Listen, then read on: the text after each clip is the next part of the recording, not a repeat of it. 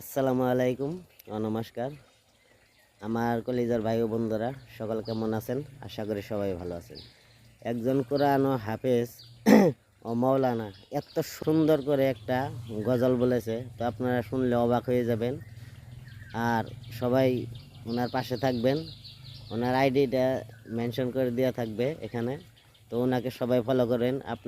আপনাদের একটা ফলোয় যদি ওনার অনেক একটি হেল্প হয় তাহলে অনেক ভালো লাগবে। তাই আশা করি সবাই ওনাকে ফলো করবেন আর গজলটা শুনে যান। আপনাদের মতামত জানিয়ে যাবেন কমেন্ট বক্সে।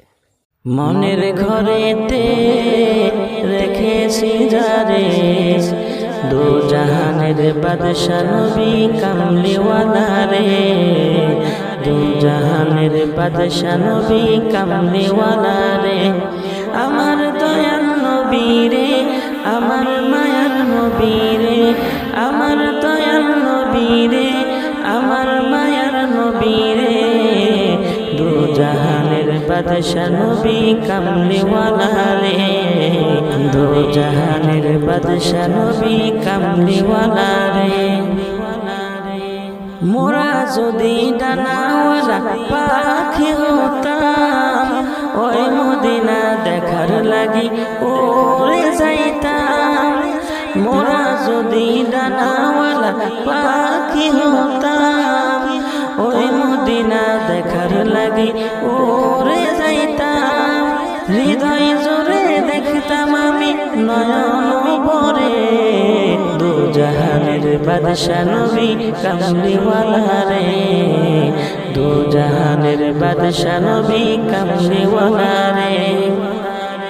আদি পিতা আদিম যখন মুসিবতে পড়ে, মোদের নবীর ওসিলাতে আল্লাহ কবুল করে।